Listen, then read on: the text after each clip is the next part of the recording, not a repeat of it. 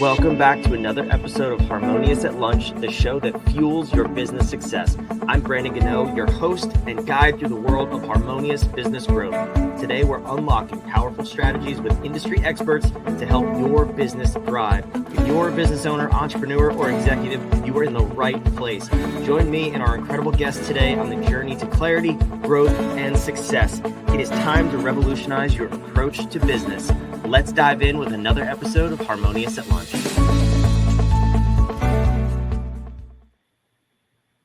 Welcome back into some more bite-sized business advice. In today's episode, we're talking about parenting and entrepreneurship and how you could and can and should do both very well at the same time. I have a very special guest with me, and I'm excited to talk about this topic. It's personally something I don't hear enough about, so I'm excited to dive in. Dan Peterson, welcome to the show, and thank you for being here. How are you?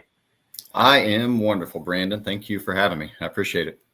Yeah, this is, we were talking about when we first met, what we should center this episode around. This topic came up, and I'm curious. I already said I don't hear about it enough.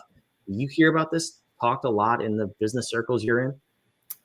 Not really. I think that it's a underserved topic when it comes to podcasts and just discussions in general, whether it's online or in quote unquote real life. That's why I like to talk about it. Besides the fact that I'm an entrepreneur and a parent, it goes hand in hand, but no, it's not something that I feel like a lot of people do a good job of talking about. Yeah. It'd be kind of funny if you weren't a parent and talking about this topic. I wouldn't have a leg to stand on, would I? Right. What I'm talking about. Here's how you should parent your kids. Right. I won't have. No, but I have kids as well. I have 3 young kids. You have kids. I'm really excited to dive in here. What's your journey of being an entrepreneur and a father at the same time? First of all, how long has it been, and what has that looked like for you? Well, so if I kind of go back to the beginning of my workforce career, whatever you want to call it, like when I was 14, from that point on, I've kind of had that entrepreneurial bug in me, just because my parents, grandparents, aunts, uncles, cousins, they're all pretty much entrepreneurs. And even when I was younger, 14 through roughly like 20, I pretty much managed the yard portion of a lumberyard building center, at least for the second half of that 14 to 20-year-old age. So that was my first foray into management. And then that led to other management, which led to eventually ownership in a different company. And I had a few offices, a few sales offices scattered from Chicago down to Houston. And then that was right before I started Flip Switch 12 and almost 13 years ago now. So I've had the entrepreneurial bug from the time I was a kid. I mean, I used to go door to door selling like paper clips and rocks and stuff when I was 5 or 6 years old, So I guess going way back, but now my kids are, as of the time we're chatting here, 15, 13, and 6. I have 3 daughters. Heaven help me. But they, I started the company just after my first was born. So they've almost grown up together. The business and my oldest are almost the same age. So I've been doing both for roughly the same amount of time. And I feel like that gives me an interesting, maybe not an interesting perspective, but definitely a perspective on how the two go hand in hand, especially as you add children along the way. Yeah. I'm curious, which one do you like better, the business or your daughter? I'm kidding. You can't answer that question. Please don't answer that question. I'll hit mute and answer it. No, I'm kidding. No, but I had a very similar experience with my oldest. And, for me, it was when you first have a kid, it's a very unique experience. By the time you get to your 3rd kid, that thing's born with bubble wrap. I'm just convinced. Like they bounce off everything, and it is what it is. But the first one, and to have a business at the same time, that closely mirrored my story. What was that journey like for you? Kind of balancing okay, I'm a dad, but I'm also a business owner. I'm employing other people. Like those are 2 very highly stressful journeys, and you're new at both of them. Yeah. At the time, I didn't think anything about it, really. It just was life, right? So I was just doing it, and I have a great wife. We've been fortunate for her to be a stay-at-home mom up until just the last couple of years. I mean, and that was because the only reason really she's working now is because we have older kids that can help watch the youngest one. And she wants to. I mean, she's very fortunate to have a job that is in the actual, pretty close to the actual degree she graduated with years ago. So, which is rare in and of itself. And so she's enjoying that. But, going back to the original point here, I was fortunate to have her be able to support the household while I was running around like a chicken with my head chopped off, trying to start a business and grow it right out of the gate. And here's the interesting thing too. So we were early in what we were doing. I mean, 13 years now of social media, which is predominantly what my company focuses on. I always kind of joke like it's dog years, right? So like 13 years of social media is like 100 years of like regular business and marketing, because it hasn't been out that long. It's a relatively new subject in the world. And we've been doing it 75% as long as it's been a thing. So I think because of that, there was a lot of room for, I'll just call it error or trial or whatever you want to call it. But we didn't have a lot to compare ourselves against other than other agencies, which had been doing traditional media and traditional marketing for, however long, 50 years, whatever. So there was nothing really to look at to compare it with that I knew anyway, especially being new in the industry, new in the business. I hadn't owned an agency before. I owned a direct sales company that did door-to-door direct sales for like big telecom companies and energy companies. So yeah, I don't know. Like I didn't have anything to look at or compare it to. So it wasn't as big of an issue as some might think, just because it was just what I was doing. I think that's fair. And you don't really understand until you look back on it. Is also another way to see it. That's exactly right. As far as though, growing your company and then expanding your family over time, how did you continue to prioritize the family time and pouring into your daughters to make sure that they grow up with a present parent? Because I know I've seen that a number of times. I know I fell into that trap early in my parenting journey, and I've seen others do it and never come out of it. So what were some of the ways you prioritized that harmony between your family and your business? Well, it's a great question. I didn't in the beginning. I wasn't good at it. I mean, I would argue we're always our own worst critics, right? I would argue I'm still not great at it. I'm just a lot, I guess you could say I'm a lot older now, maybe a little wiser. It's amazing what 13 years of child rearing and business ownership will do to you. It ages you quickly, I guess. So I wasn't good at it when I was in the early days with like my first daughter, and even my oldest two are 22 months apart. So not a lot of time really. And in those first several years of their lives, I wasn't great at it. I worked a lot. I was out and about a lot. I didn't put the time and energy in that I wish I could. At the time, I thought I was. And that's the thing. Like I thought I was good at it or doing okay or whatever. Looking back now, it's like, man, I have some regret about not trying to imprint certain moments of their life on my brain and my psyche so that I could replay it in the future, which, not to get off track, but that's one of the biggest tips now that I give to like new parents. I'm like, man, just take like every little moment, those special moments, like the first birthday, the first steps, all of that kind of stuff. Don't just video it. I'm not against videoing and things like that. People say like, oh, put the camera down. I think it's great to have that to look back on. In fact, for me, that's the only way I'm able to look back at some of this stuff, because I didn't imprint it on my psyche. But I think that it's very important for people to be more present in the moment and just look at it and really try to absorb it and soak it in. And like I said, imprint that upon yourself so that in the future you can recall it better. And I didn't do that with a lot of things in the early days, and I've gotten a lot better at that now. Like I really am mindful of what's going on in my kids' lives now as much as I can to just soak it up, because it's gone, in the blink of an eye. But, as a business owner at the time, just looking back, it's kind of funny we're talking about this because I was thinking about this the other day. Just looking back at it, it was a whirlwind.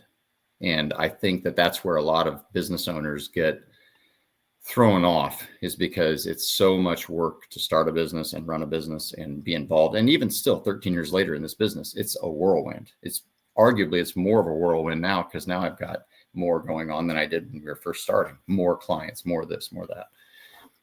But now I have the age and a little bit of wisdom behind me to know that, hey, work will wait. Nobody ever lays on their deathbed and says, man, I wish I had worked more, or I wish I had gone to more meetings.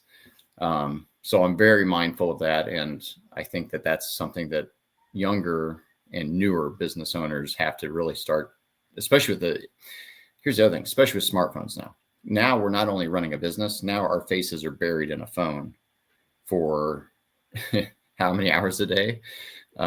So you can really get sidetracked with two things now, your work and whatever else you want to call it, distractions, for lack of a better word.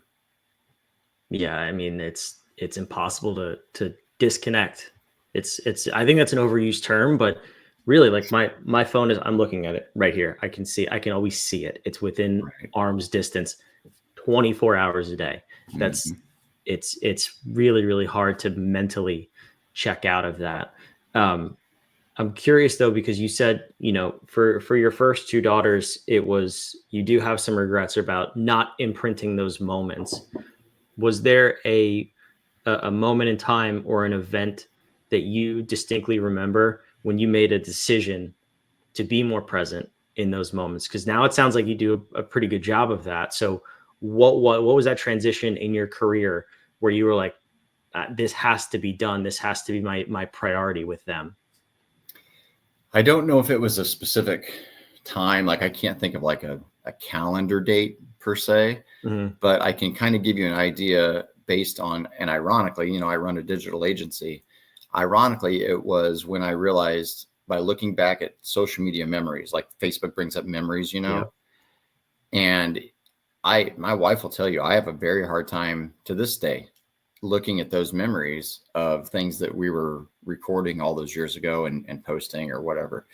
It makes me sad. And I don't deal with like aging and death and things like that very well. It's just not, some people are like, oh, whatever, it's just part of life. And I don't, that's not how I am. I'm very, I get kind of sad about the speed of which life progresses and how all of a sudden my kids are, they were 1 and now they're 13 or now they're 15. And my youngest is 6. Like, it feels like she was born yesterday. But I've been much more mindful in that 6 years than I was in the first 6 years of my other two, because of what we just talked about, the age and wisdom that comes with that. But it wasn't a specific time on the calendar or anything like that. It was more of a thought process that came, again, ironically, as a social media manager, it came from social media. It came because those moments pop up and it's like, oh man, I don't even hardly remember that. Like, thanks Facebook, because my brain forgot, but it's there eternal online. So it's hard though. And I say it like it's not even a good thing. I almost don't enjoy the memories. Like, I don't enjoy seeing them. I mean, on memories on Facebook, on that part of the app. For me, it's more painful than it is joyful. My wife looks back and she's like, oh, look at this, it's so cute. And she shows me and I'm like, man, I can't even watch it, because to me, it just brings up a time when I wasn't as mentally present as I wish I had been. So to me, it's a torturous moment. But for my wife, it's a joyous moment. And I hope someday that I can look back at it and be like, and give myself a little grace and give myself some forgiveness there, because, we're all doing the best we can at the time. But man, looking back, it's like, what was I doing? Just could have done a lot better. So, but woulda, coulda, shoulda. You can't change the past. You can only do what you can moving forward. So, yeah, unfortunately, that's the takeaway. That's the message. It is what it is. At least you learn from it. And well, I have to say, I mean, I appreciate your vulnerability. I did not think we were going to go this direction with this interview. But I know for sure it definitely helped somebody, because I had a similar story, and I heard somebody's message that really prompted that shift in my own life and parenting. That was like, business is can come and go, and it's easy. Money, same thing. Right. Kids and the relationships you build with them are forever. And you really only get those 15 to 18 years to make them want to continue that relationship. Just because you have kids doesn't mean you're going to know them forever. They may choose to walk away if you don't treat them the right way. So it's really, really important to be there, be present, and be the mother or the father that they need from you. So I appreciate it, Dan. Thank you. Well, yeah, you're welcome. And I hope that people listening can actually take away kind of, especially if you're younger, like if you're in your 20s or 30s and you're starting a family, don't make the mistakes that I made of starting a business. If you're an entrepreneur and you're starting a business, or even if you're just an executive of some kind, or really, I guess any employee technically, you could easily just dive into your work and forget about some of the more important things in life. And I just hope that people can listen to that and take something away from it. But I definitely want to say as well that it's important for people to give themselves that level of grace to a certain degree. You know what I mean? Like, don't beat yourself up. Even if you went 20 years of hardly paying attention, I mean, you did what you did, and you probably did it from a point of love for your family. I think most people do it because they're trying to provide. And I would argue, I'll probably get in trouble for this in this day and age, but I'd argue that men have an extra layer of feeling that they need to provide, just because it's kind of a genetic DNA kind of hunt, kill, get the deer, get the food, so I feel like there's an extra layer on us, and we're not as vocal about it as men. That's been pretty much proven. We don't do the mental wellness checks that other people might do. So I think it's important to give ourselves grace and to understand that life is, it's short, but we're doing the best we can, and you can't beat yourself up. You can only get back on the horse and try again. So. Amen. I agree. I love it. Now, before I let you go, you mentioned you run a social media agency, and I definitely want to touch on that a little bit. So if someone hears this interview, they want to work with someone who gets it, who has his priorities straight in life, and maybe they could learn a thing or two from. Give me the overview of your agency. What do you do, and who do you work with? Sure. So I started Flip Switch, like I said, it was back in 2012. I started it out of a need for help originally with websites for small businesses. And I come, as I mentioned earlier, I come from that entrepreneurial background. My parents and grandparents, aunts, uncles, cousins owned different businesses. So from retail to service industry. And I grew up in that. And I was there every day to see it. And as I got older, I worked in retail, I worked in customer service, managed restaurants, did different things. And I saw the need when I came out of the other side, like, man, nobody's helping the small guy. It's always the big agencies helping the Coca-Colas of the world, but who's helping the mom and pop coffee shop and flower shop and those types of people. So that's why I started the company. And it was, to this day, it's done out of love for those small business owners. And so what we do is we do full service agency work at a fraction of the cost of the big agencies. And like even here in Chicagoland, we're like a third to a probably 10th in some cases of what other agencies are charging. And we're doing more work for that money than they are, than the more expensive agencies. So you're getting a lot better bang for your buck.